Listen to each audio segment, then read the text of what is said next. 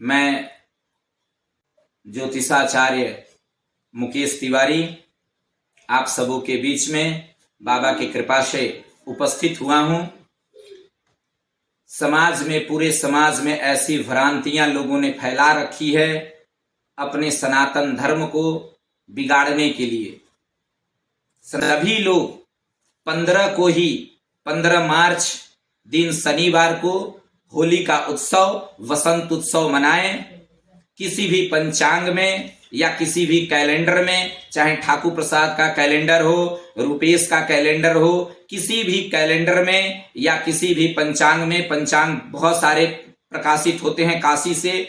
ऋषिकेश पर पंचांग जो कि 2 आते हैं, एक पंडित शिवदत्त शास्त्री जी की आती है, एक पंडित श्री हरिहर कृपालु जी की आती है, दूसरा विश्व पंचांग काशी हिंदू विश्वविद्यालय से निकलता है, तीसरा संपूर्णानंद संस्कृत पंचांग जो कि संपूर्णानंद संस्कृत विश्वविद्यालय से निकलता है, आदित्य पंचांग जो कि हमारे ज्योतिषाचार्य श्री पारसनाथ ओझा जी के यहाँ से संपादित होता है, महावीर पंचांग वो भी जो है काशी से ही प्रकाशित होता है और काशी के ही पंचांग पूरे विश्व में जो है विख्यात है।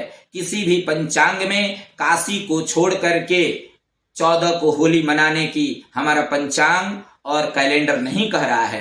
अतः आप सबों से नम्र निवेदन है कि पंचांग या कैलेंडर को देखते हुए आप सभी 15 को पंचांग को देख करके और 15 को होली मनाएं, होली का पर्व मनाएं।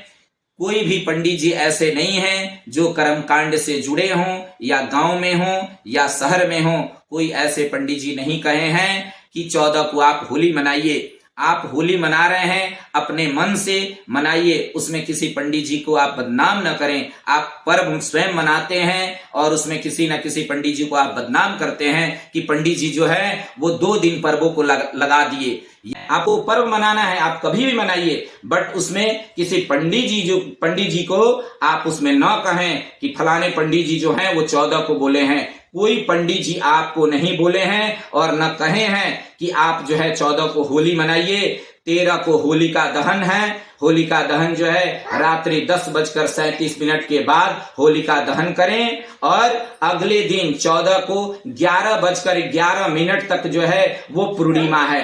तो पूर्णिमा व्यापनी, यदि अगले दिन 15 को उदया तिथि सूर्य जब उदय होते हैं तो उसमें जो है आप चैत्र कृष्ण प्रतिपदा को आप होली का उत्सव, होली का पर्व, वसंत उत्सव जो है वो खुशियों के साथ एक दूसरे से मिलकर होली रंग गुलाल मिलकर और प्रेम बांटे और प्रेम से रहें।